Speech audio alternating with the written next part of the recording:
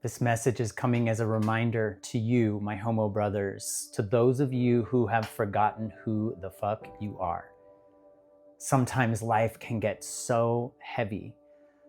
All of the news of the world, all of the heaviness of the past, all of the ways that we've hidden ourselves, all of the tools that we've used to numb our brightness and our bigness, that can take up so much space that we forget. This is a reminder that this is your life.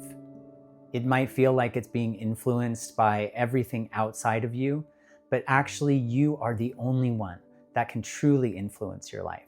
You are the one that's telling yourself the story of what your life means or doesn't mean. You might start by looking at your past experiences and actually literally writing a new story. Looking at the meaning that you made out of experiences from your past.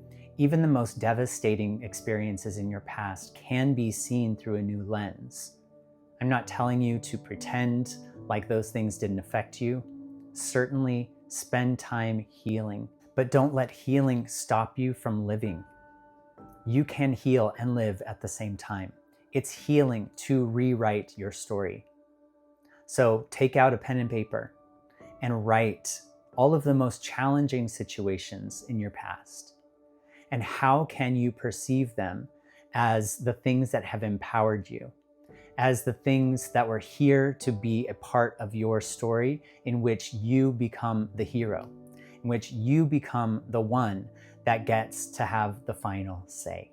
I understand those periods of time in which you can't see yourself clearly and you can't see light. In that case, reach out to someone who can reflect to you who the fuck you are. There's someone in your life who can see you clearly.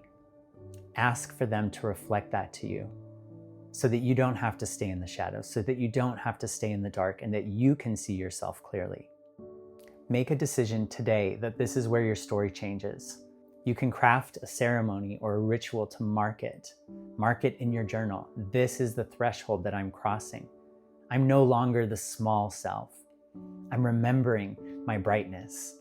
I'm remembering that I'm here with a voice that matters. And then do something that honors that. Write out all of the old stories that you've used to believe about yourself that you know are outdated and untrue. And then take those stories and burn them. After you've burned them, have a celebratory dance in your kitchen, letting yourself be as expressed as you can possibly be and feel your power coming back to yourself. I like to use motions like pulling. I'm pulling this energy back. I'm pulling back my younger self. I'm pulling back the parts of myself that I gave away when I believed the lies that I was told about myself. All of that energy is still available to you. Imagine pulling it back and celebrating yourself, and then move forward as if the past is really over, because in truth, it is. I always like to say that if there is a desire in your heart, it's because it's meant to be fulfilled. You wouldn't have the dreams and the desires that you have if it weren't possible for you to experience it. I hope you take this reminder and act on it, because we need you. We need your boldness. We need your brightness and your brilliance. I love you. Until tomorrow.